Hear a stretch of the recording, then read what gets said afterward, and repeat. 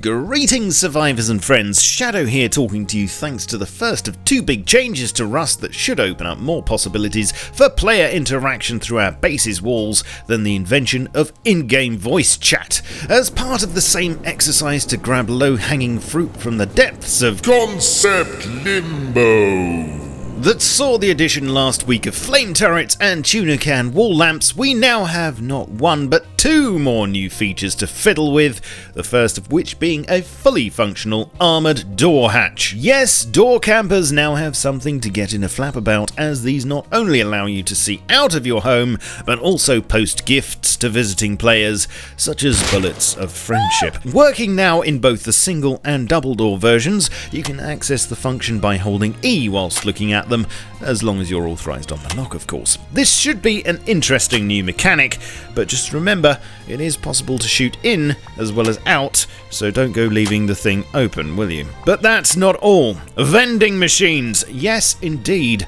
After being teased as much as 6 months ago, we now finally get to play with them, and I'm going to give you a full rundown of how they currently work. A craftable item costing 3 gears and 50 high qual, you can place these on open ground if you wish, but ideally they're designed to fit perfectly inside a standard door frame and can also be fitted with a lock. By holding E on the back, you can either access the machine's inventory or the admin panel, which lets you add sales orders. So for instance, I could decide that for some bizarre reason I wanted to sell wolf skulls for 3 rocks each. Now popping round at the business end, and as long as I've actually added stock of the items I wish to sell, passers-by can shop till they drop and the whole thing will manage itself. Multiple sales orders can be set up, and depending on what items you decide to sell, the machine could be left to run itself for a very long time. Just be aware that at present it will accept or indeed sell broken tools and weapons without checking their quality, so until that changes,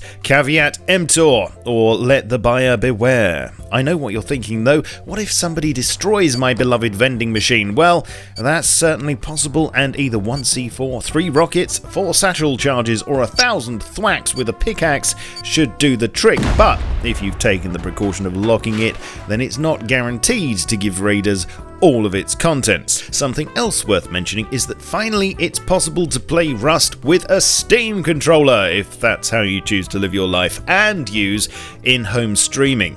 Up until recently, easy anti-cheat was preventing both of these, but now they work. Personally though, I'm going to stick with mouse and keyboard, if that's okay with you. A few other small changes were made this week that you might like to know about. Code lock lights glow green instead of yellow when unlocked. Paper is much cheaper and now only costs 5 wood, which should go a long way towards saving the environment. Large furnace inventories can only be accessed via the openings instead of other random places such as the chimney. The flame turret has new sounds, apparently sampled via an old push lawnmower, and waterfall damage was changed. That's not damage from waterfalls, by the way, but rather that falling into water any deeper than about shoulder height will no longer break your ankles. There was a bit of a kerfuffle on many servers this last week caused by the discovery that running a command in the connection queue would make the game think that it was being run via Archon or at the server console. And what was the responsible thing to do with this important knowledge?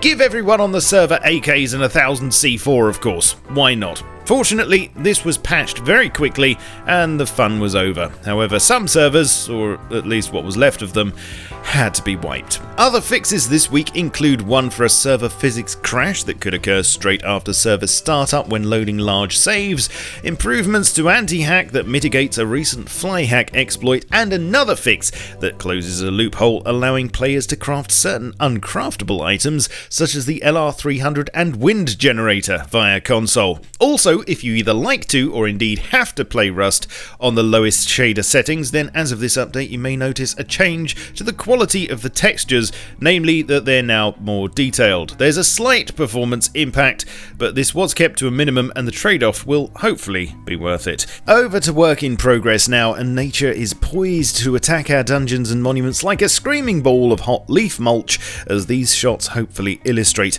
Overgrowth is on its way, and soon weeds will be pushing their way out of every available crack. track, with trees growing out of whatever other places are left. Some terrain plants are being adjusted to keep visuals consistent across the island, and as these changes obviously introduce more props, a new foliage shader is being worked on too, which will hopefully help with performance. The bunker rooms in the underground military tunnels are really starting to look like the sort of place you'd expect a xenomorph to be loitering, and I can't wait to lurk around them myself when they go live, hopefully in the next forced wipe.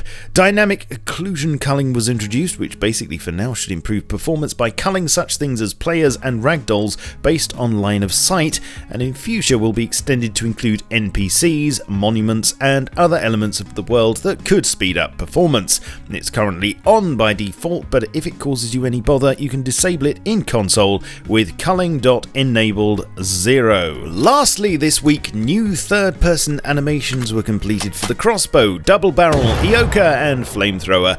These are now far more detailed and should correspond a lot better with what you see in first person, being a good indication of what point a player is in the reloading cycle, for instance. Leave me a comment please as to what you thought of this week's update, tickle my buttons if you'd be so kind, and come and say hi to me on Twitch, Twitter, Facebook and Steam. I shall catch you all soon of course, but in the meantime, keep calm and stay rusty.